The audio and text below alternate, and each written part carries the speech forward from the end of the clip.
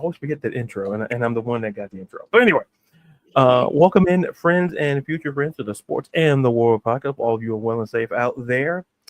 And well, let's just cut right to it. Well, you know this person. I forgot the other. Yeah, I got to point. Yeah, I learned the other day about pointing in the mirror. Like, oh, it's the other way. You point. But she's been here, friend of the show, friend of personal friend. And listen, it's the wonderful, my favorite attorney, and hopefully your favorite attorney. It's the amazing Hailee Murphy. And how are you, my friend? Hi, I'm good. I'm good. How are you? I'm doing well. Been so long, so I know. long.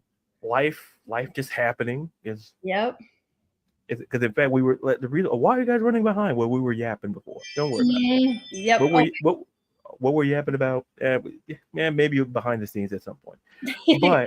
But so much to get to. Let's just jump right in. Let's talk about the Tigers. And let me just say, oh, we already got a comment, and let's a comment. Let's see, we got it That's my, from that's my friend Harry Courtney. Courtney. Oh yeah, Courtney. Yep. What's up, Courtney? What's up, buddy? What's up? Shut First of up, all, Chris first, Pouncey. listen. First of all, I like the profile pic. That's this the comp with the suit and the pose. I'm like, listen, you already got my vote already, so it's already. What are his policies? I'm not worried about that. I trust his policies. Look at that. I trust that. Welcome in, Courtney. Thank you so much. And these Tigers. And listen, the doubleheader, that first, like, this offense. Listen, a top 10 offense, a top, even in pitching is great. But you know, I really like this. I like the lineup. Listen, we'll talk about Javi Baez. I don't know what happened. And listen, as me being a Cubs fan, I'm like, I know Javi all too well. And I'm like, when he went away, I was like, oh man, I was like, I wished him the best. And then he started doing the swing and the missing thing again. And all of a sudden now he's found a new position. And I'm like, it just goes to show you that, listen, a little change, a little tweak here and there. But I'm curious to get your thoughts on whether it's the first half of this doubleheader against the Rockies, thoughts on the team thus far, or anything else Tigers related. Just your thoughts on the team so far this season. Actually, the last time we talked a lot about the Tigers, and that was the day that the Tigers made it to play in October baseball for the first time in 10 years, and that was one of the best days of my life. But the Tigers have already extraordinarily surpassed all of my expectations for the season. Like I said last year, I'm just glad to be here. We're having so much fun. I love to talk about my guy Javi. I can tell you exactly what happened. Gleyber Torres came in. He took control. He said, I'm going to show you the way. We are going to get your shit together. We are going to make you have a breakout season, even though you're dusty and old. This is going to be your comeback season. And look at what has happened. My guy's going 3 for 4 every game. Like, he's just hitting bombs. He had 4 RBIs today. Like, I mean, Javi freaking Baez, welcome back to the league. But outside of just him and being the best center fielder in the league, I think it's the power of friendship. That's our team. We're just having fun, like, sure, we've got a bunch of young guys, but it took a long time to get to this position. And that 10-year rebuild, we had to trust our front office. They made some pretty crazy decisions. All started with that Justin Verlander trade, which we kind of got that revenge back in the playoffs last season. So that was pretty fun. But yeah, we the team kind of took a step back and wanted to focus on building a group of guys from the ground up. They were they were tired of trading in for big names. They wanted a team that can play together and has played together. And it took a long time, but now we are here. We've got all these young guys who are just gritty, and they love the game, and they love the team, and they love the city they're playing for and the fans that they're representing. And it's so much fun right now as a Tigers fan. Yesterday our first game against the Rockies was a little rough, tied at 6 and went into extra innings. But even then, I can't even be mad at them because I'm just having so much fun. So much fun. But yeah, we won the first game of the doubleheader today. It was 10-2. So another one in 40 minutes? So go Tigers. yeah, it's like you say, it's one of the things that's important. I guess it's more applicable in baseball. Is that listen, when you go out there and play, you're just having fun.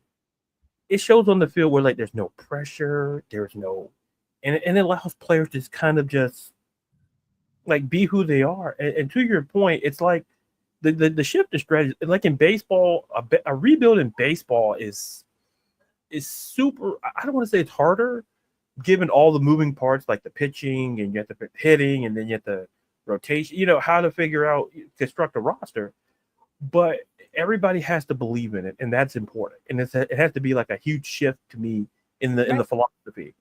Right. Like, and I'm looking at guys like Kerry Carpenter, Spencer Torkelson. I'm looking like the resurgence of Javi Baez. It's like it's fun to watch, and it's a very competitive AL Central. It's like Mhm. outside of the White Sox, which listen, I'm not mad about that. But anyway, listen, as the Cubs fan, I'm like, oh no, what's the record? Oh no, like I ain't losing a night's sleep over that. But it's just fun to watch, and school ball, and listen, the pitching is there. It's like I say, I'm sure when we have you back on again, this team's going to probably be first place, comfortable. We could be talking World Series potentially next time.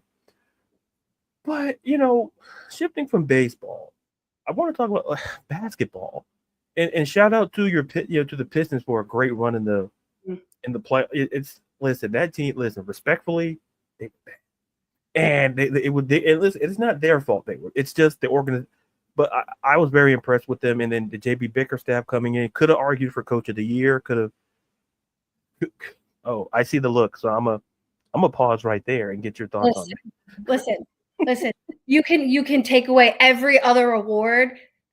The fact that Bickerstaff did not get Coach of the Year after turning around that team and did what he did, I no, well, actually a little bit shade to the Cavs. Y'all go to the playoffs every year and blow it. Your coach, and then you fired your coach and you're doing the same shit again. And he goes and wins Coach of the Year when it's literally the same cycle. I don't know what these people were voting for. It sure wasn't actual coaching skills, but anyways. it was. It's always tough with these awards. These awards are very subjective. I've always felt that with the NBA, like MVP, for example, there's a pattern to the people follow it. Like people like, well, yeah, it's Shy versus Jokic, but like the numbers and the stat and the way it's been going, leading in like wins above replacement and certain stats I found. It's like it all in the years that Jokic led in those categories, he won MVP. And we could argue that Shy may have the better team, but they're facing off against one another, which we'll get to in a minute. But to me, I've always looked at those type of awards, like Coach of the Year. Like to me, I'm like, well, like do we remember that this team won how many games? And it felt like no, like I don't know what was going on. And we see the emergence of Cade Cunningham as a star, and it's like you just turn around that franchise, and it's like, well, Bickerstaff came, all of a sudden they look pretty good. So I would think, no disrespect, like no shade to Kenny Atkinson and Cleveland, but it's just like if we're really voting on the merits of, MVP, if we're voting on the word of Coach of the Year, then I'm like, there it is. I guess is the best way to put it. But let's stay in the East, because the East just feels like the Twilight Zone situation here. It's like ESPN 30 for 30. Like, what if I told you that the Knicks are up 2-0 against the Celtics? And then what if I also told you that the Indiana Pacers 2-0 against the Cavs? Like, we'll get out west in a minute. That feels kind of okay. But, like, yeah, give me your I'm very, very curious about your thoughts on this. And can either the Celtics or the Cavs make this a series?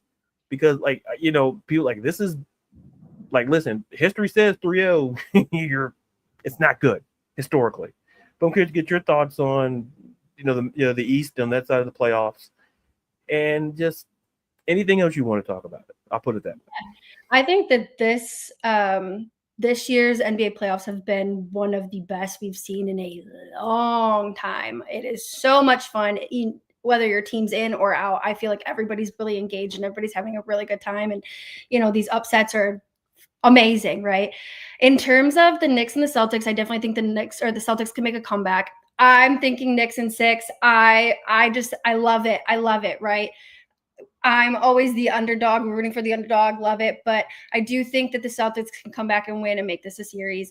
Cavs, on the other hand, they're just ridden with injuries, and it's again, no shade, maybe a little shade to Cleveland. I don't understand what their sports, like their drought is. Like it's like they're just cursed. All of their sports teams, they can get to the playoffs and then they choke. They have a great season, a great end of the season, and they look like they're about to win the World Series or win the NBA Finals, and then they just choke. Or they like the Cavs right now, all of their star players are out with injuries, and it's just, I feel bad for them, but that being said, I don't think they're coming back. I think the Pacers are taking this series. It's like, I feel bad, but bye. See you next season. Like I feel you bad. Wink. I feel see you next year. No, it's super, because to your point, it's like the Celtics, it feels like the Celtics, I feel like there's enough there to make that a series. And 6 or 7, I can kind of see that series going.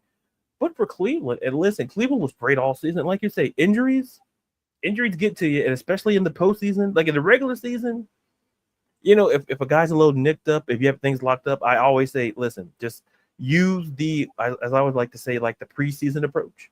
Like just sit them. If you don't need them, just let them sit if everything's locked up.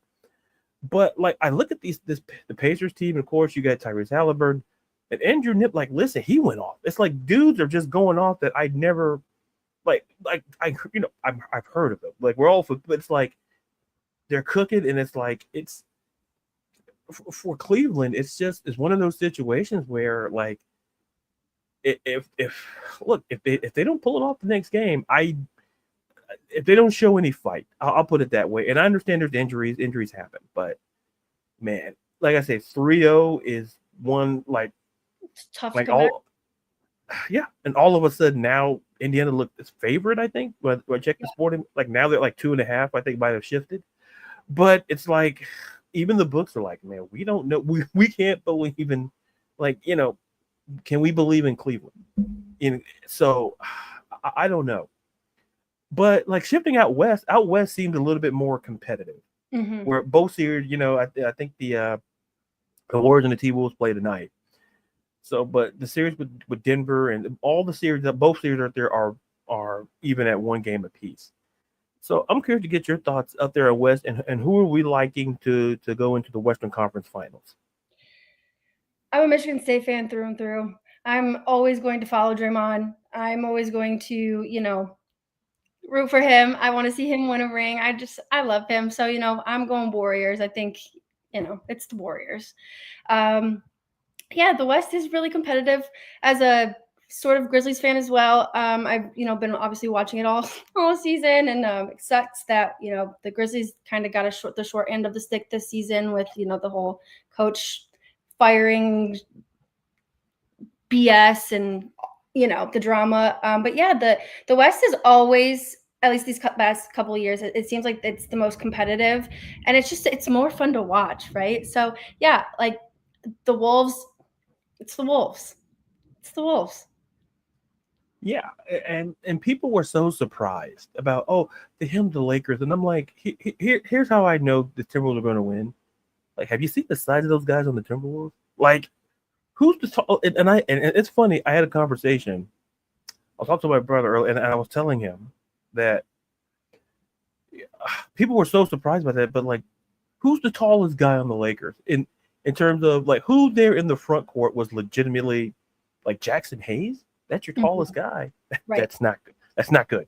Right. And it's like while long term the trade they may, like, that's long term they're going to benefit because of Luka's age. They're going to benefit, but they got to go out and get some guys for that front court because that Timberwolves team just toppling over them. It's like we got Julius, you got Gobert, you got they got dudes, and when I look at Golden State, I just go, listen, I don't count out championship experience. It's like people. I simply don't like Steph's older, sure. Draymond's older, sure. Jimmy's old, but they all have championship experience. And you look at the job Steve Kerr has done to get the team to this point. And listen, yes, size, but I really like the other talent on Golden State as well. Like, I lean toward, if there was I would lean toward Golden State because I just trust. The question becomes, do I trust a young Minnesota Timberwolves team? That's the question. Do I trust them? I'm not saying they're not talented with Anthony Edwards. I'm not saying they're not talented, but talent is great. We've seen, listen, the Celtics are a pretty talented team, and they're down 0-2. Yeah. So it's going to be an interesting situation out there. And listen, if we yeah. And then when I look at the Nuggets and the Thunder, I think the Nuggets were in a similar position I felt like the Grizzlies were, firing the coach. Mm-hmm. And then I looked at the standings and I'm like, well, wait a minute, these guys are locked into the playoffs, right? So we're just firing dudes for making the play. Okay, all right. We got dudes right now coaching who got no business coaching. I'm not gonna put names out there, but look at the record, look at the coach. Listen, I don't work in the front office. My job, yeah, I talk about sport, right? But listen, I don't work in the front office, so But when I look at this Nuggets Thunder series, to me it's simply Shai versus Jokic. It's pure and simple. When these playoffs happen, the stars show out, and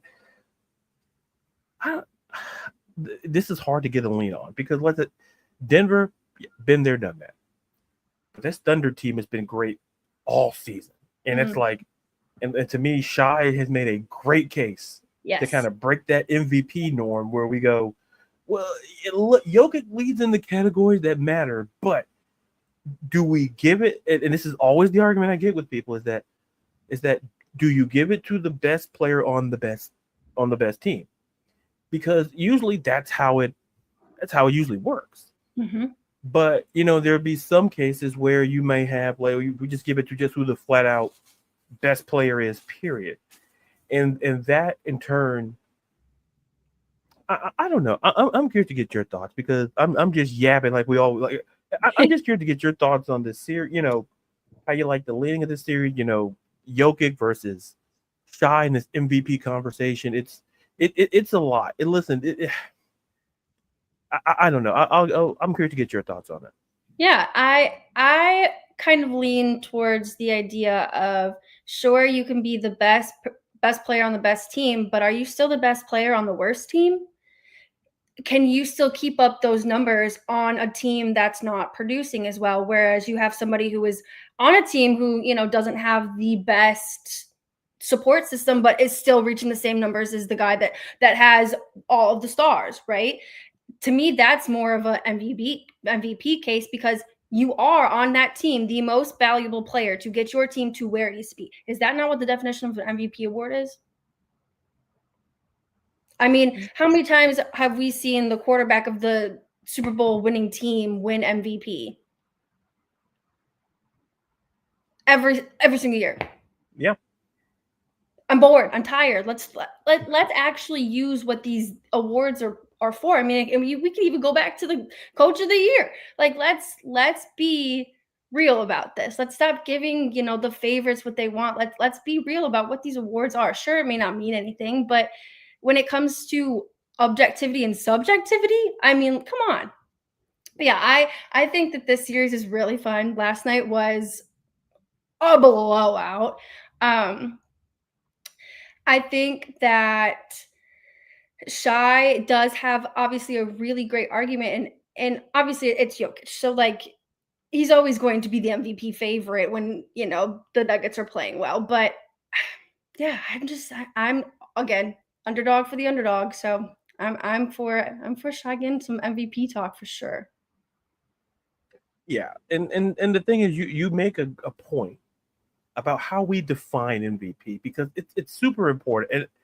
And in all the major sports, I feel we have that competition more in the NBA than say we do in Major League Baseball because it feels obvious. Especially AL, it feels obvious. Just like whether we're talking about MVP, Cy Young, or anything. it feels that there's maybe two, maybe three, but it's like one maybe kind of steps over the other. But like I always argue, like as someone who loves the WNBA, I had to tell people to calm down about Caitlin Clark MVP stuff. I'm like, folks, we have to understand the value of the award, because if we're just gonna give it to people we like, then the award has no meaning. Or the winner, right? Like Yeah, sure, they played well. That's why they won, but it doesn't mean that they were the most valuable player. Yeah, and it's like, was Caitlin Clark valuable? Sure, but and I always stand by this: as long as A'ja Wilson is still playing basketball, as long as Breanna Stewart's still playing basketball, I'm like, listen. As someone who loves Stewart, listen, I'm a UConn women's basketball, not the men's. I forget that, but. Listen, when Jim Calhoun left that, they got in Kevin Ollie, great. Then you hire this other guy, and then people had the nerve to talk about, oh, well, he didn't take the Lakers job. Like, are we really doing that? Like, folks, I wouldn't play for anyway. I'm not gonna get that's. Listen.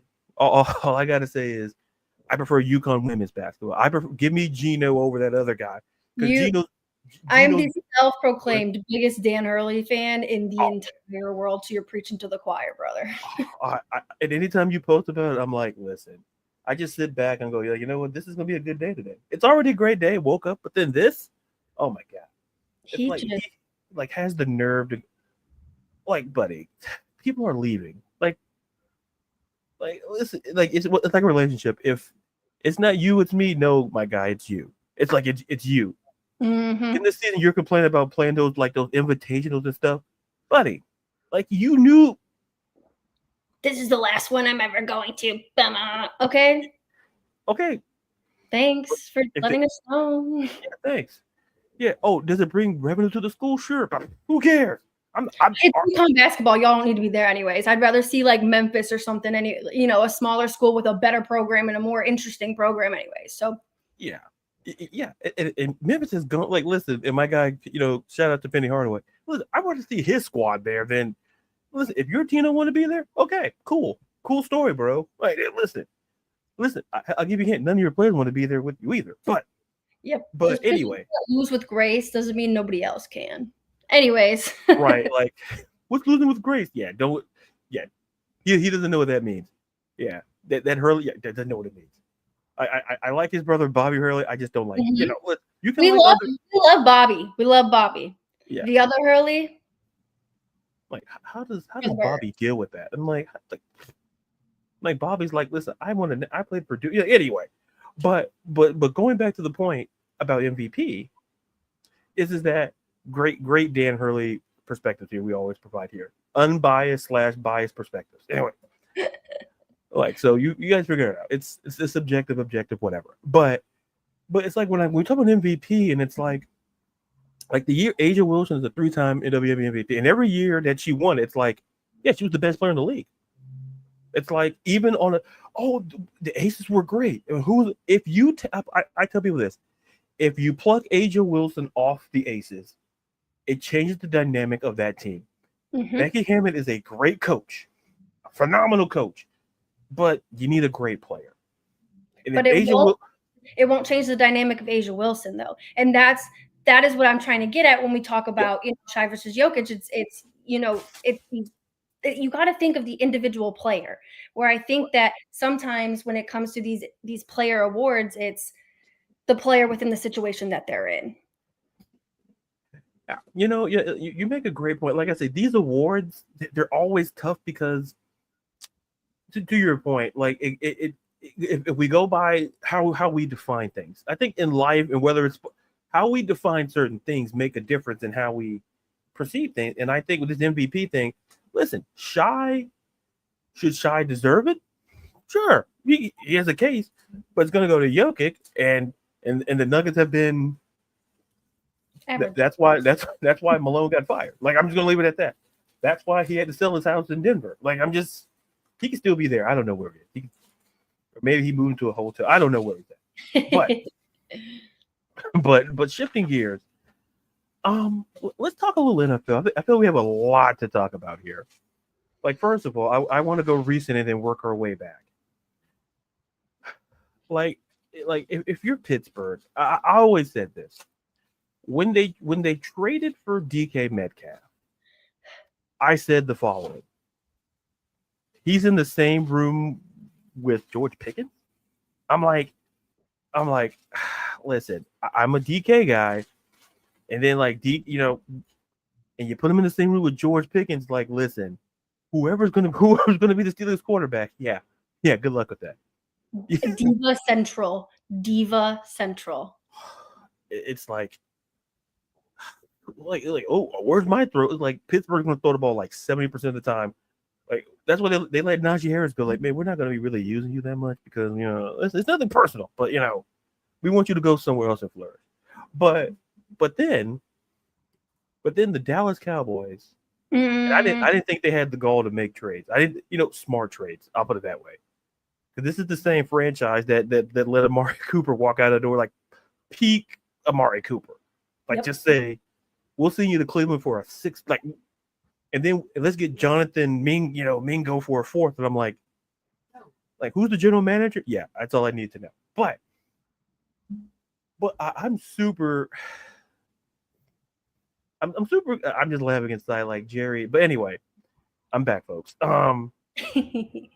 I'm curious to get your thoughts on the trade. I'm curious to get your thoughts on how it impacts both Pittsburgh and how it impacts Dallas in terms of moving forward. Because did Pittsburgh, like, I think Pittsburgh did the right thing because DK to me he's a wide receiver. I still feel that I think they made when they were acquired. I'm like, I just don't see how they keep both. I'm like, you don't make a move for DK and then try to say, hey, we're going to make it work with George Pickens.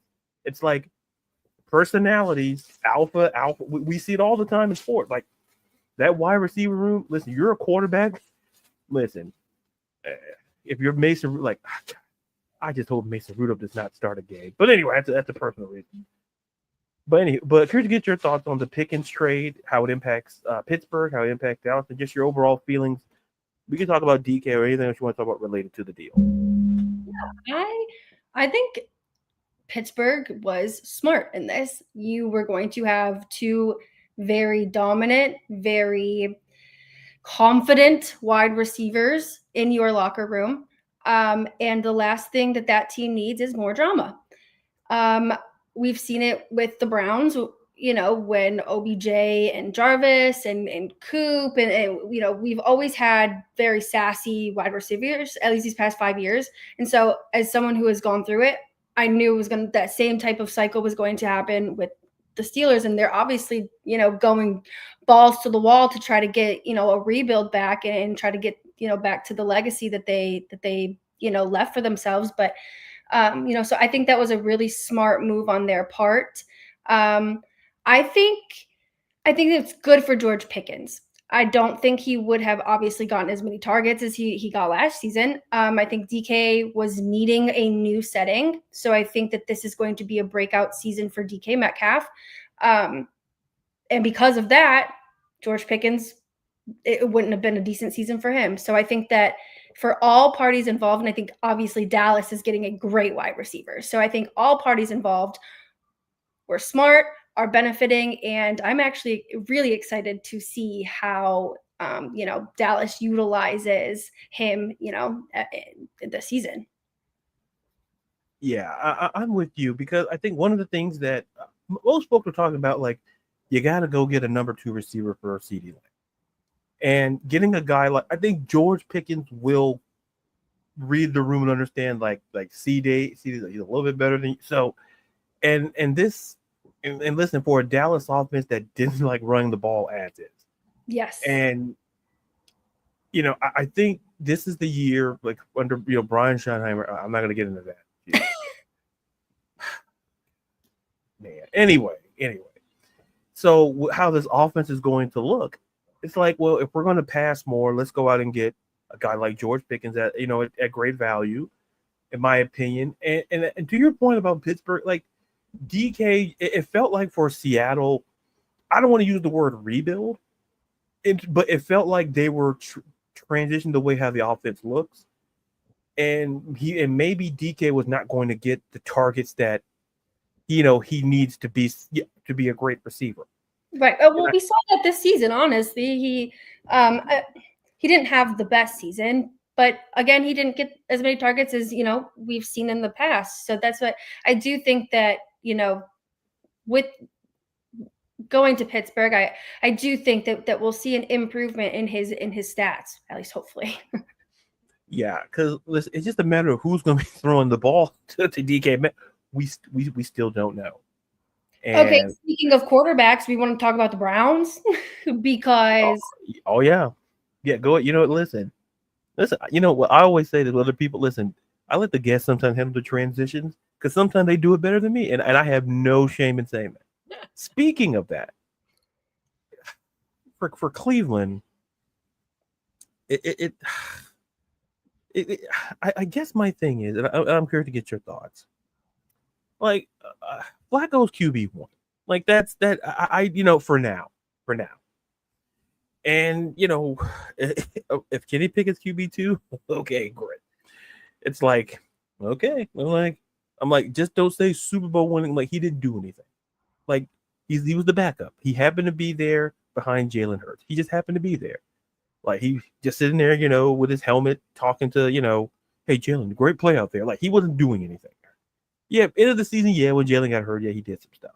But and then you go and draft Dylan Gabriel in the third round, which I'm just gonna say it like this. Listen, we all saw that national championship game, right? We all saw it. Like it's like nobody pulled the Men in Black and pulled the light. We all saw.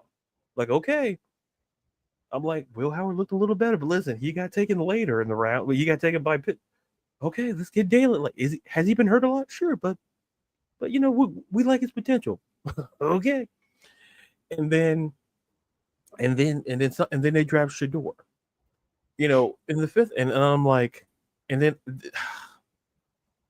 just the way when they went into that draft room and just looking at Stefanski and Barry, like, man, it felt like they were at a party they didn't want to be at, or they wanted to leave and couldn't leave, or like, oh, okay, they were on camera and they just wanted they had to do something, because I don't think they really wanted Shador. I think Jimmy Haslam really wanted Shador. It gave off that vibe, because if we look in the room when they drafted Dylan Gabriel versus Shador, we're looking at two different draft rooms. But I have a theory on Shador. I'll save it for the back end. Please give me your thoughts, Hailee, because maybe you can make some sense of this. Because listen, I simply can't. How are we seeing this quarterback situation? And listen, I'm not going to talk about the other guy, because the other guy's not even going to be there. Okay, so and by the way, folks, they're still paying that guy. So to not be there, he's not going to be there. He's hurt. He's not going to be there. Like, oh, I'm for the team. Nah, man, I see those pictures you and your girlfriend. No, pal. We know where the money went. Like, you weren't investing back into the community. You invested in anyway. Sidetrack. But your thoughts on the Browns quarterback situation, and how do you see it kind of shaking out, kind of moving forward, or just your thoughts on the quarterbacks themselves? Death, taxes, and the Browns being quarterback illiterate. It has been a tale as old as time, and you hit the nail on the head. Jimmy Haslam wanted Shador. Jimmy Haslam is still running the program. That man needs to have head out the team a million years ago. Anyways,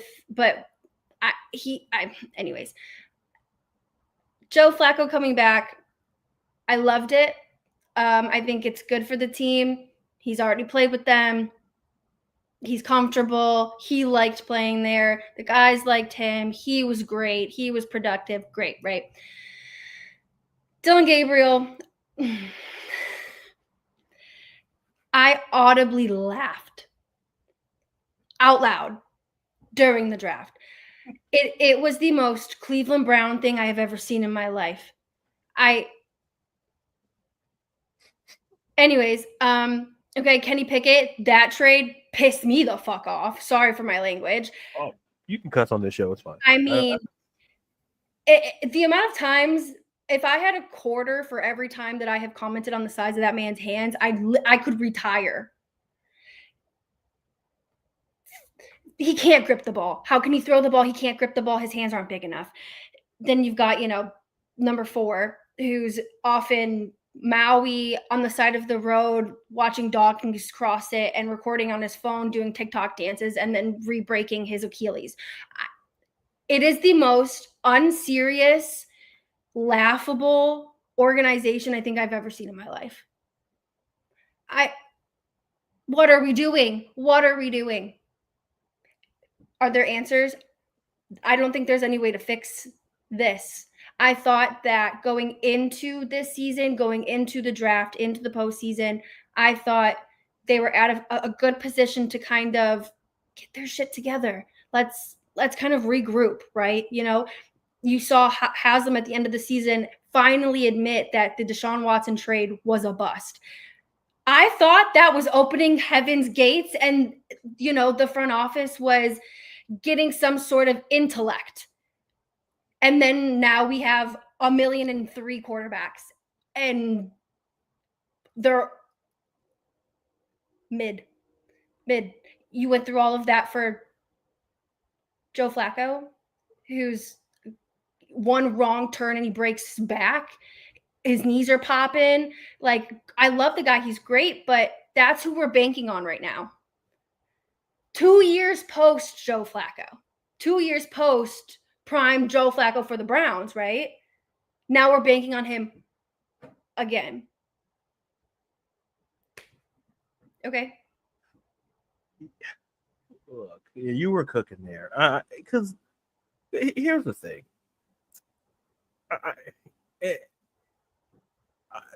The Dylan Gabriel pick. I can't even think about it without laughing. It's so funny. It's like, did they even watch like the game? Like his final collegiate game? Did we? It's giving, those people who want to be unique or want to do like funny things or something, like to be like the cool guy, or like I told you so, or I knew this guy was going to ball out. It's giving that, but they're dumb and it's not going to work out the way that they want. I'm so sorry. And I never like to say that I know more than a front office, because I never will, but I just cannot understand. If I could sit down and just ask all the questions that I have, and they could give me some clarity and some like reason behind the decisions they've made these past 5 years, I would shut up and I'd take it on the chin and I'd say, yep, I get it. I don't get it. And I don't think anybody gets it. I think you see fans trying to grapple with it and trying to make up reasons. And then then these like crazy theories and agendas start. And it just, the Browns is a mess. It's so bad. And like trading for Kenny Pickett. And I'm like, and what's worse? Like the ultimate troll, they had the nerve to show Joe Flacco besides Kenny Pickett trying to grip a football. And I'm like, I looked at my hand. Like, I had pretty big hands, 6'4". I got pretty big hands. Like, I could grip a ball. I'm not saying I can, play in the NFL. But I'm like, Kenny Pickett was a first-round pick. And he's no longer in Pittsburgh. He went backed up. Yeah, Jalen Hurts for Philly, and then he comes here. And I'm like, folks, he could never, his hand size didn't grow from the time he was in Pittsburgh, the University of Pittsburgh at that, till now. And I'm like, people were trying to say, oh, the hand size. No, you literally, no one's saying you have like Bigfoot hands or like hands like mine. Like, nobody's saying that. But it's like, it's evident. Like, I'm questioning, can this man hold a medium-sized cup, a McDonald's cup? That's a legitimate question. I just want to know. Can he grip a sweet tea? That's like, is he gonna? Did he have to kind of go like this? We saw a certain person, a certain like grip. I'm like, wait, people do that? And I'm like, it's like we traded for that guy, and then we drafted. And then when it comes to the Shedeur Sanders pick, like my whole thing is this: I don't think Shador is terrible, Mm-mm. but people online had the nerve to put up like a stat sheet. Oh, here are the guys that went in the first round and threw 22 touchdowns and 9 interceptions in college in their senior year. And I'm like, you know who had those exact stats? Jackson Dart. Listen, y'all out here trying to justify Jackson Dart. That's okay. Okay. Okay. Like Shador had like 37 touchdowns to 10 interceptions. He had a almost 4-to-1 touchdown interception ratio. And people were like, oh, well, he played in like respectfully. Here's the thing. The narrative, like Cleveland, like I say this all the time. I say jokingly / not jokingly, Shador Sanders ended up being the starting quarterback with that franchise. And you know what? It would be on brand. It'd be on point because, like you said, I don't think Joe Flacco is going to play all 17. I don't. For a team that's in a rebuild, in my opinion, it's kind of figuring out the quarterback position. And for all we know, they could be waiting for 2026. And it's not even a lock that Arch Manning even comes out. People are like, oh, Arch Manning, like calm down. Arch says, you know what? This NIL money's pretty good. I can stay here and literally, be fine at Texas. And like, if you want Drew Aller, okay. But the point is, as we look at this, I'm like, Flacco's not going to be there long term. Kenny Pickett's not going to be there long term. And Dylan Gabriel, it's like, the one thing Mel Kiper said that was smart in his rant about, Shador falling is that a lot of NFL front offices can't scout quarterbacks. Like, because we've seen teams hit, like we saw for every Peyton Manning, there's a Ryan Leaf. And people are like, and it's like for every, somehow, Tom Brady feels like there's not a lot of guys falling in the 6th round that are going to be, 10 Super Bowl appearances and have 7 rings. That's an anomaly. Right. But it's like if you're an organization and if you're serious, it's like especially for Cleveland, and to me, people ain't gonna like what I'm gonna say here, but like letting Baker Mayfield go, like he was I understand he was number 1 overall, but he showed in Tampa Bay. Listen, we have to face as a Falcons fan, we have to face this man twice a year. He's pretty good. And it's like, oh wait, and they chose the other guy. And it's like Jimmy's not gonna want to talk about that. Like when Baker walked into that organization, you gave him Hugh Jackson. Walked into a situation that was not great. Building it off, it's like you do realize that you have to build around your franchise quarterback. Like we do realize that. And Baker, under the circumstances, Baker was not terrible. Before Joe Flacco, Baker was the last Cleveland quarterback to lead that team to the postseason. Yep. And it's like, but he's in okay. And it's like, listen, some organizations get it, some bad organizations get it right. And Cleveland wasn't that far off. And people tell me it's like, oh, well, there's a lot of things that go into it. Like, oh, how you interview. Because people told me, oh, how you interview. Oh, so you're going to tell me, oh, Josh Rosen had a great interview. He had a great interview. And so that's why he and then Lamar got okay. Lamar fell to the bottom of the first round. Okay. Listen, I'm not saying interviews aren't important. Like for getting a job, sure. But like, is it like it's like when people tell me, oh well, Shador didn't interview, he didn't want to. Okay, cool. But yet, yeah, when we talk about guys who interview, oh, Josh Rosen was a great interview, I'm sure he was. It's like a lot of these guys who flop out, they were great. But how do you let Lamar like? Yep. Because what do people do? Oh, he's a running quarterback, and I had to politely tell people, and then Lamar had to remind people, yeah, he can throw the ball. It's just, and he did. He won MVP twice. And the first one, listen, I think he led the league in time. And then it's like drafting a quarterback is the one position I always say, if you get it right, your franchise is set for at least a decade. Yep. Set. But if you get it wrong, I don't care how many moving parts you have at quarterback. If you don't find that one person, it's going to stagnate your franchise. And that's why when Cleveland gave up the farm for Deshaun Watson, I'm like, you're basing it on what he did not the last year, but 2 years before that. Yep. Like you're basing, I'm like, you can't do that. And then for him to admit, oh yeah, we messed up. No, we were trying to tell you you messed up because what he did is that he screwed up the quarterback market because now every quarterback wants, oh, we want fully guaranteed money, and people owners are like, nah, we're not doing that, player. Like, And nah, even the quarterback market, he screwed up every single damn thing. Everything. and it's like people trying to tell people that's like, no, like, listen, we'll give you a lot of guaranteed money, but we're not all of it. Like, we're not stupid. And that's what. And now for Cleveland, you have a quarterback room that, it's like a quarterback hotel. Like they've got so many in there. It feels like it's like watching. It feels like it should be like a reality show on Netflix. Yeah.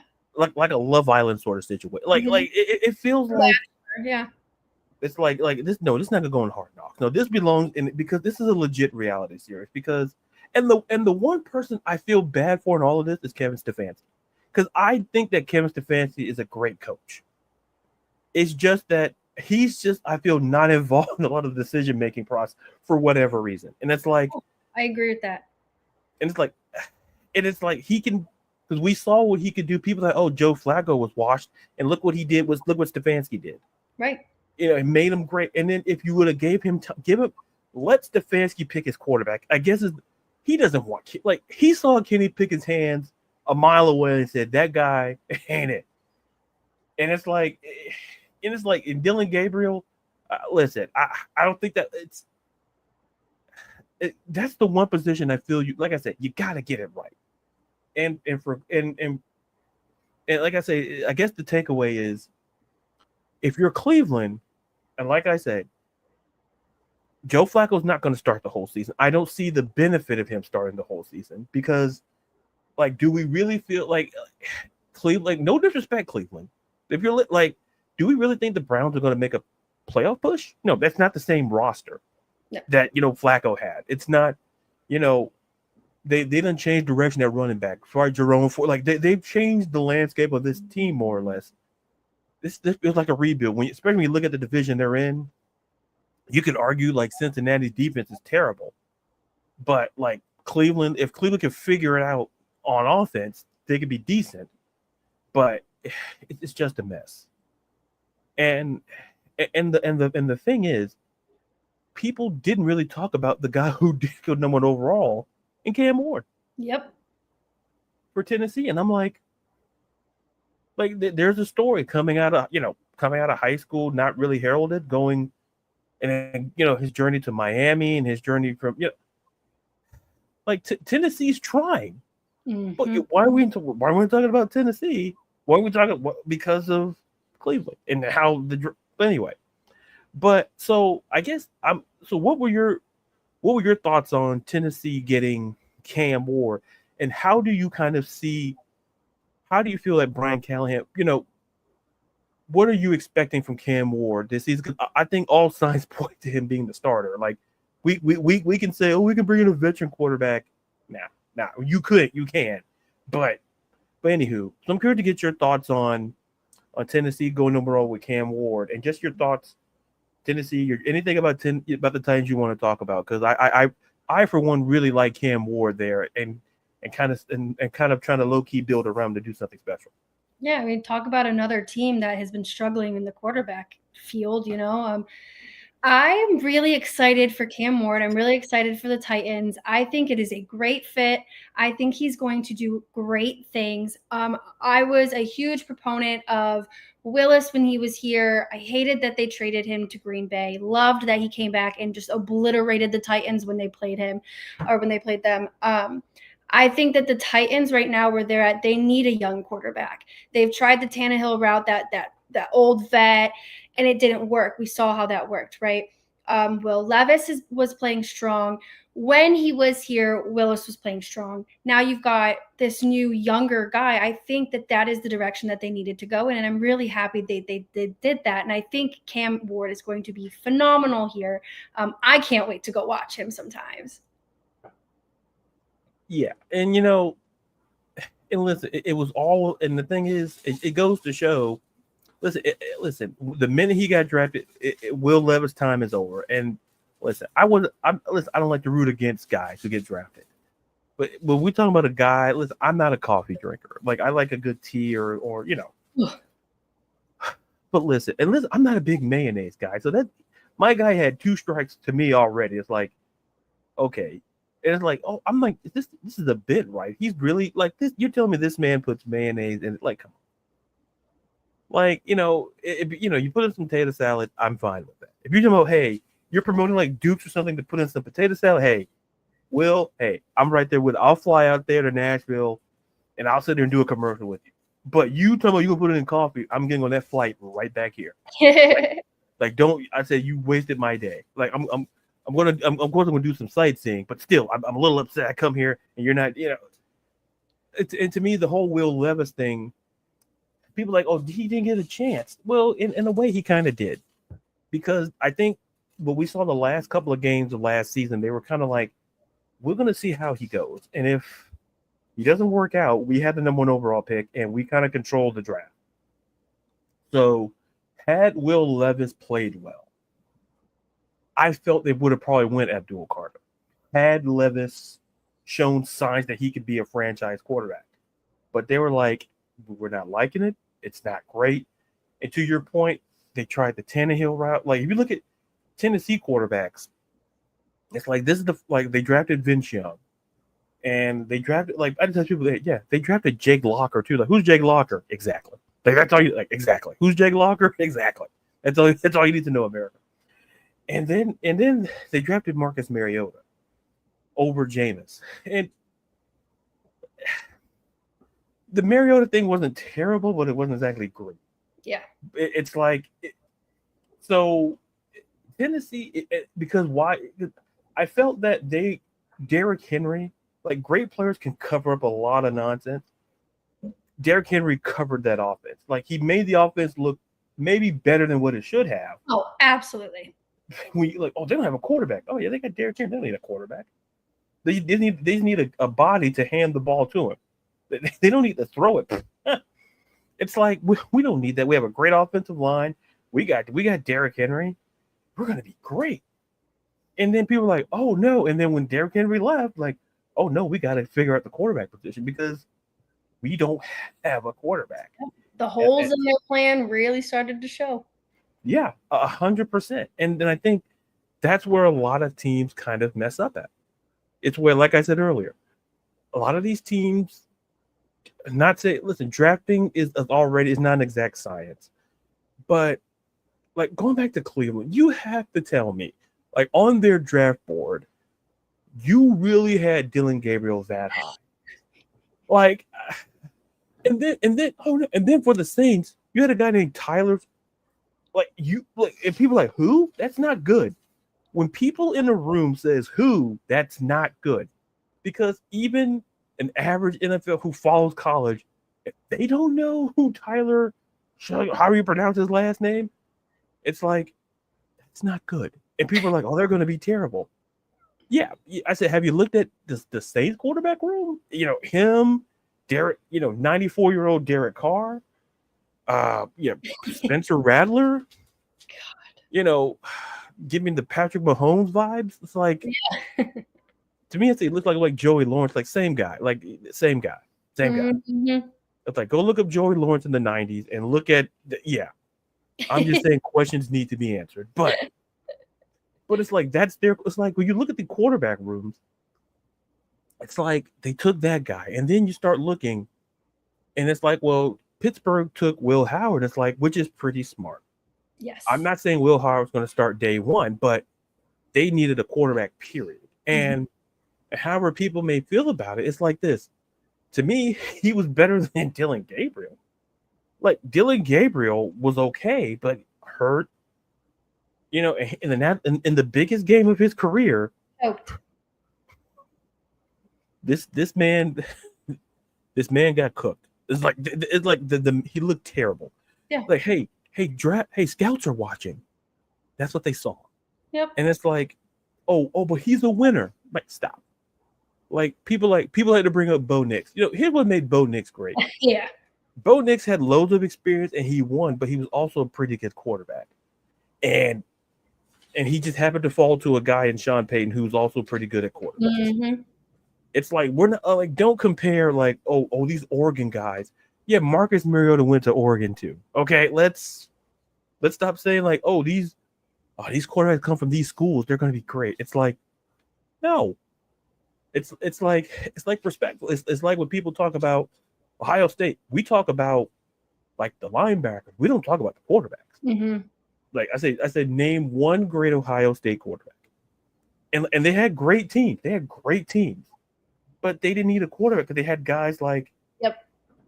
Like it's basically it's like how the Titans they took the game plans. Like they had like Eddie George, and they had guys like a great stable of Jackson Smith, Nick Jimbo. They had great skill players. It didn't as long as the quarterback was able to put the ball from point A to point B. That was it. And then like people say, it's the Big Ten. Now I don't want to hear that either. Like listen, I don't even want to talk about Michigan. And by the way, since I have, maybe you can listen. You listen. You're very. I tell people this. You're one of my favorite guests on here. I know you're a Michigan State, so I know you're going to be very, very unbiased when I ask a Michigan question. In fact, am I banking on it? I'm not saying a word. What are thoughts on the jurisprudence? Now, we're not going to get into the legality. We're not going to get into that. We're off the clock. Now,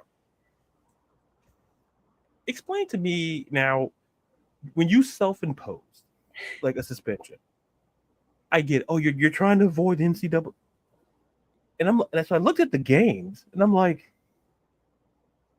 this man is very serious. Listen, I need to understand. Like, why won't you do you? I'm like, I want you to have the nerve to self-impose when the Big Ten schedule shows up. That shows me like, but no, you're going like, who are you playing again? Like, exactly. And it's like, listen, I'm not choosing side between Michigan and Michigan State. I would never do that. But if given a choice, I mean, here's what I like about Michigan State. I'm not saying because you're here because I said what's up. They got first of all Tom Izzo, Mount Rushmore. Like he's one of what I like to say that he's one of the last like the OG coaches that I really love. Since Coach K's gone, like I think like Roy Wood, like Tom Izzo's a guy like for a guy to stay at that program. Like I said, in college basketball, in college in general, it's hard to be in one place that long. Yeah. To have like that success. Mm-hmm. It's like that's number one. Then I look at Magic Johnson went there, one of the best. And then I look at Draymond. Like I'm the guy. I remember when Mateen Cleave, like those shorts. I'm like, I could never pull that up. I'm 6'4". Like they would hit I'd be tripping over myself on the court. So I had to wear shorter shorts. Like if I'm playing basketball because hey, wear the long shorts. No, thank you. I'll wear the regular, whatever the league requires shorts. I'm not doing that. I can't pull up with Mateen. Listen, it just feels like for Michigan, since Jim Harbaugh left, it kind of feels like he was the glue to that. And the glue kind of went away, like everything's falling apart. Yeah, and it's like I don't know. It's like I say with college, and I'll say this where we put it, but it's like when I say about college is I'm curious to get your thoughts. When we look at players, or whether it's college, whether it's basketball or football, it's like you can see if someone's like, they're going to be great in the NBA. Like they may not be like an all-star all time, but they're going to be great. It's like I put it like this: when Draymond Green went to the second round, because the league was all about scoring, he was just a hell of a rebounder. Mm-hmm. He was a defender, and he fell. I'm like, he's going to go to he went to Golden State to a team built around offense. You need that defensive guy, and Draymond was that guy. And it's like you could tell, like he may not be he kind of gave off Dennis Rodman vibes because Dennis Rodman kind of went late, and it's like those are the guys you have to have great scouts to see, like, how do you fit in? It's like, and he went, it's like, he went to the second round. I think Jokic went, like, how do you miss out on these guys? It's like, I don't know. Is it me just thinking, and I'll say this before we go, is it when it comes to scouting, I just feel that I think how we look at players is different, and especially college basketball, even in the when we look at college football, it's like we think every great quarterback or great player they're going to be great in the NFL, and they don't. But we just had to kind of look at the tape in college and kind of see maybe something we missed if a player busts.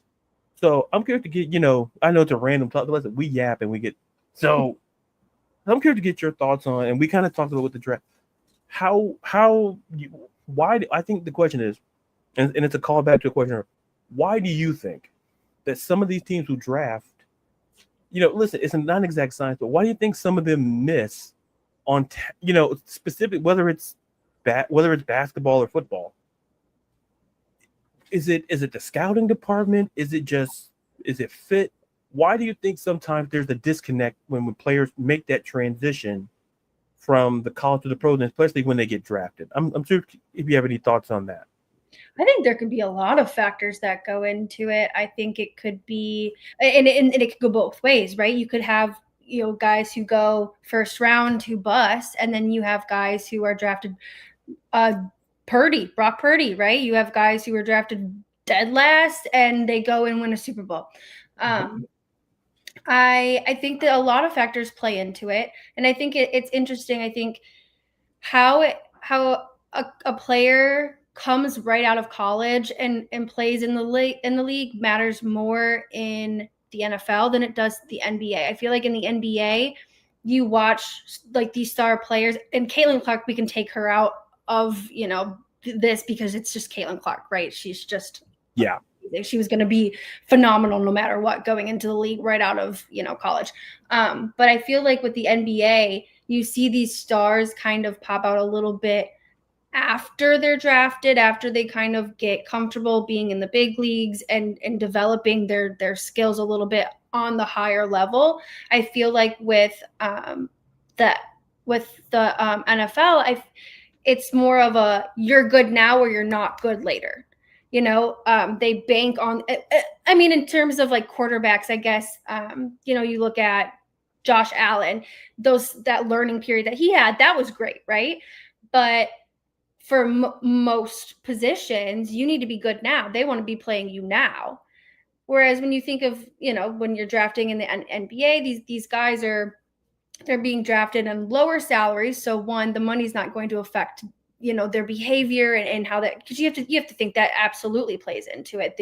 Where they're moving to, who's drafting them, the type of players on those teams, right? Do they fit? Sometimes you could think that a guy, and that we go back to those interviews. Sometimes those interviews are actually really important because it could make or break. Well, is this guy going to fit in this culture? We could misjudge that totally, and I think that that's kind of the case for a couple of these most recent draftees. But I don't know. And I think that might also be a reason why Shedeur was drafted so low, because it wasn't his skill. It was the aura around him. It was his dad. It's his attitude. It was the fact that he was like, well, I'm not going to do this and I'm not going to do this during the combine and all of that stuff. So all the prospect requirements, But yeah, I think a lot of things can go into effect whether or not a player is going to either play to their potential or play to the expectation, may it be low, that people had, and whether or not they exceed that. Yeah, I think there's so much that can go into it. And, it's sad sometimes there's a lot of negative things. You see people get, people kind of said like Ja Morant, he gets drafted to Memphis and he kind of let the lifestyle and the atmosphere get to him and almost ruin his career. So yeah, there's a lot of things that go into it, but as long as these guys can keep their heads on straight and keep the focus right, then they should have no problem thriving in the game that they love. Yeah, that's very true, and I think that's well said. Listen, there's nothing more I can add, and that's what I like. It's like You cover all the bases because the Caitlin Clark thing is very important. People to understand it's like when you saw her in college, oh, she's gonna be great in the WNBA because she can shoot. Like you know, like she was all you could kind of see it. Like maybe so I think I love the way you kind of approach that. And before we get out of here, I wouldn't be doing my job. Like it's a job, like I pay myself, and sometimes I dock my own pay. But you know, tell the amazing people because you're into sports betting, and folks, if you're not, first of all, if you're not following the amazing Hailee, you can see her the Twitter thing there. The Twitter thing. I know it's not a thing, but you all get it. It's a whatever. But you can follow her there and talk to me about the sports betting because I'm always curious to listen. I follow. I've heard a lot. We've been following each other for a while, and then but now you got to the sports betting, and it's like, and I'm seeing all these. You know, to me, how I guess it's a two-part question: is how, what's your process behind it, and how did you get so how did you get involved in how was what was the window for you to get involved in? So I guess it's a two-part question there. Yeah, so I got into sports betting.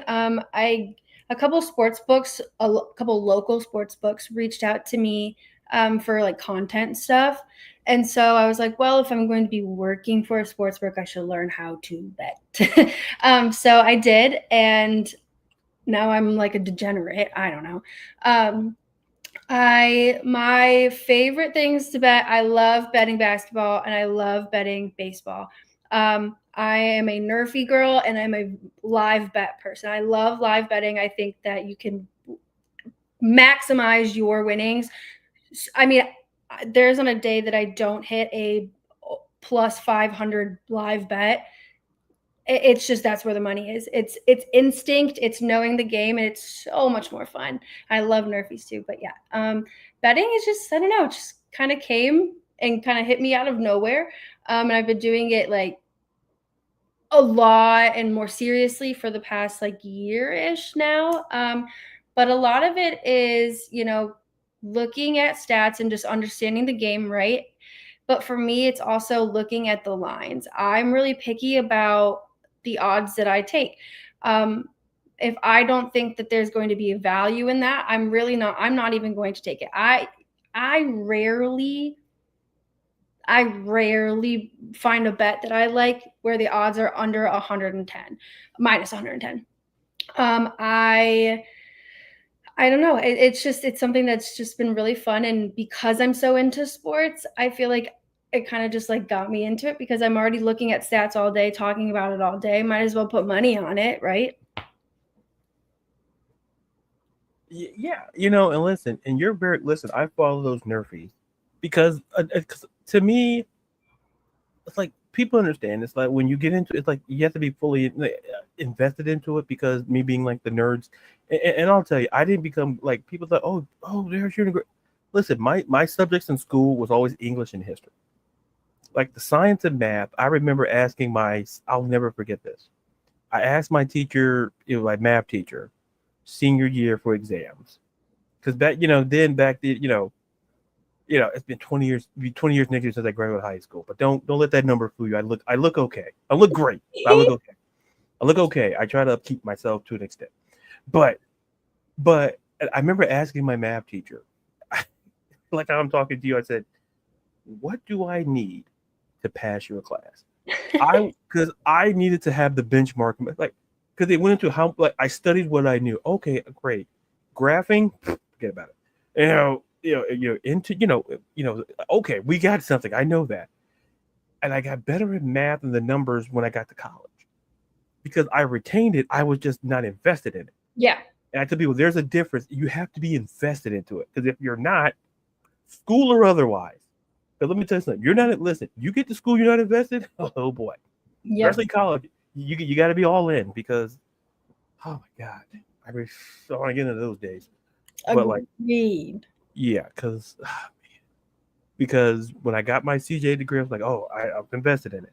Then I got my MBA, and that was the hardest thing to get because we had to write a business plan, and it had to be like 30 pages. but it's like over 4. So it's researching, trying to build a business, trying to find a trying to location. What are you trying to sell?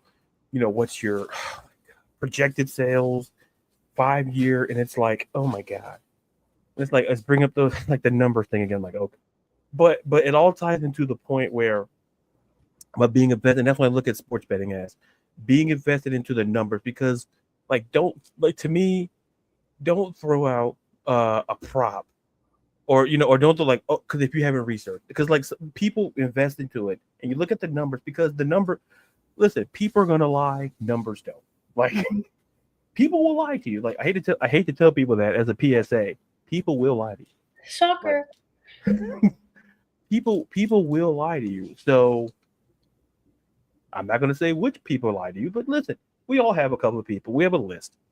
But to your point, and I think that's what's important about sports betting is it's the research and the numbers, because like those live bets, those are risk versus reward. Because you have to bank, let's just say if a team, especially I look at basketball, betting basketball live. If a team is if it's like 62 to let's say 57, and you see the line shifting, and you're like man, I really like that team, I really like that underdog to come back. It's going to be at a plus number. Like, do you bet on them to win it? Like, do you bet on them to cover or to win it? Because those are two separate things. And you can cover and they can still lose, but as long as they cover, or do you think they can win outright? And I see. So to your point, it's about instinct. It's about kind of betting on. Like you have to bet on yourself to make the bet. Yep. Like it's the best way to put it. Absolutely. And I feel like sometimes people laugh at the whole like the instinct portion of it, but when I'm live betting, so I love doing live flash props. Shout out DraftKings. I haven't found another sports book that does live flash props better than they do, especially in terms of baseball. So when I'm doing flash props, let's just say Tigers, I'm betting on, the fourth pitch of Kerry Carpenter's third at bat to be a single or a foul ball. That is all instinct. That is literally me knowing how Kerry Carpenter hits, how a general game of baseball goes. I was a baseball player. I played softball my entire life. I know you can tell, like, okay, I just hit a foul ball. This next one, I'm either going to hit foul or I'm going to get a hit. You can tell it's instinct. It's very much so instinct based. And I've been really surprised because my instinct has been really good. And it was kind of like a pleasant surprise that I've learned, like I've had this skill. I've always liked to sports bet, but I've really found that my niche and my skill are these live flash bets. I think I'm up. I checked last week. I took all last week off because I was on a heater. But the last time I checked, I was like up 15 units this past 2 weeks, which is great. So, and that's strictly from live flash props. Well, and the thing is, we were talking about. I knew you played softball, and it's because the reason why it perked me up, like, oh, is because like I cover softball, for the Beyond Women's Sports. I covered the Athletes Unlimited, now it's AUSL. I cover that, and I'm like, so it just triggered that. So if I was be on the lookout for that next month. So once again, give me another plug. See, this is Hailee might be the co-host of this, because listen, we don't rehearse. Because would I show up to rehearsal? Sure, but would I be there? Yes, and then no. As you saw throughout the show, where I'm like, if you see me spaced out, there's a reason. But it's like, to your point, you went to your experience and I think that's important, especially when you've been on your team. The proclivities of the batter, and just of the game itself, because there's a good chance you're going to get a couple of foul balls. Mm-hmm. And I think and like especially if sometimes knowing the pitcher tendencies also help. Absolutely. I know this man's about to throw. He's about to throw Carp a changeup because Carp has struck out 3 times on a changeup these past 5 games. But I know that Carp just fouled off a changeup last at bat. He's hungry. He's about to homer off this one. And so I'm going to place a plus 435 on Carp getting a hit on this at bat. And I'm going to get it because that's exactly what's going to happen. And I think before we like people understand, it's very important, like especially when you play the game, like because like I said, I remember. I think I saw a picture you had the softball, and I'm like, okay, now things are the brain is moving, and it's like, and it also helps to have that knowledge because softball and baseball are very close, and like the only difference is like maybe the ball is bigger, and then the dimension of the field, but the game itself and the pace of it, it's I'd argue softballs are way way faster. Listen, it's way more fast paced, way more engaging, way less boring. yeah, because as someone who like I say I covered and I get so fascinated because growing up I used to watch Team USA. I'm not gonna say how old because listen, we've already covered how old. We're not gonna do that. But Shout out Jenny Finch. Love Jenny Finch. We have a broad idea. So, like I said, you mentioned like I remember like Jenny Finch. You mentioned like Lisa Fernandez. Like I'm like listen, one of my all time favorites, Cat Osterman. Like yeah, like those, and it's like, and the thing is, I was obsessed with left-handed pitching, and it's like, why is that? I said I have no idea.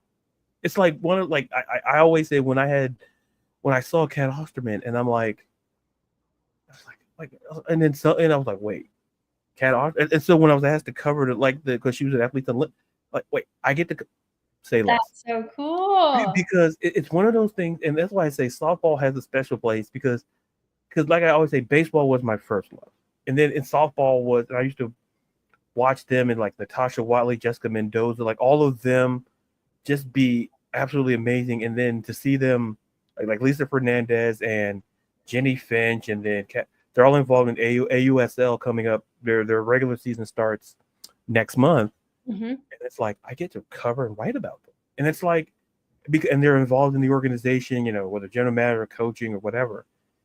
And like I say, softball and baseball to me, like you say, softball. Let me tell you something. I'll tell this story before we get out of here. I used to play baseball, but before the game, I knew someone who played softball. We had those old softball games going on. And so I said, oh, let me step in the batter's box. Like, I'm like, I said, never again. I'm done. I was like, I'm like, okay, I was helping them. I'm like, man, I got to stop being so charitable because like because it's the timing of the ball. Like the pace of the ball, there's a difference between 90 feet and 60. Like there's a difference. It's like huge difference. Huge difference.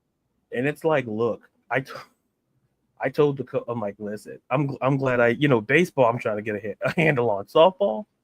And then I helped my sister coach softball, because they didn't learn the and to me teaching, like to me, I just love softball and baseball. And then like I say, and that I guess that cues my love for baseball. People ask me how you become a Cubs fan. Listen, that's a story in itself.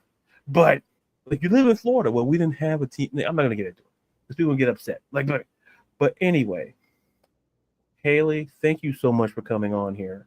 Thank you. You're amazing. And before we get out of here, let all these amazing people who are listening and or watching know where they can find you and your amazing stuff. You can find me on every social media platform at TheHailMurphy.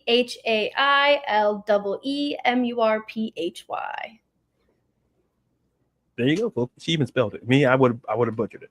I would have butchered it. I'd been like, nope. I'd have said like what? That's not a word. But like I say, follow her. She's absolutely amazing. And if you start doing like I don't know about if you start going live with some of your stuff, like did you put it out there? I'm putting it out I'm putting this on documentation because it's the legal guy in me. I gotta put it out like I can go back, I did say that. I did say like if you ever need help going, like I'll be more than happy to help. Thank you. If you go live with your because I'll talk to you about that later because I do need some help on that because I do want to start doing some more live betting. Yeah, not pre-taped. Not pre-taped because this is live. But listen, we're not doing that pre-tape. Like, we're professionals. We do it live. If you can tell by the pauses I've had in the show, it's live. So I would edit those pauses out in post-production so fast. I mean, he didn't sound like that on the show. But folks, you can find me Twitter and TikTok at LaDarius_Brown. Find me on Instagram at LaDarius_Brown. Still working on that. That's been years. And there's someone out there has the nerve. Anyway, ruining my brand would do it. But anyway, and a writer editor for Beyond Women's Sports. We're covering WNBA preseason. We're covering that for the regular season and all things there. And catch me on talking about sports on social. I'm a wrestling fan, so I'll be probably talking about Backlash, stuff of wrestling. So check that out. I'll just be yapping on. I'm not gonna go live or anything. I'm just gonna just yap on Twitter. I'll just do that. And once again, thank you to Hailee. Once again, don't be a stranger. I guarantee you'll be on sooner rather than later. I guarantee. Absolutely. And friends and future friends, I'm LaDarius Brown. Be real, be blessed, and be safe. I'm always here from the Sports and the World podcast.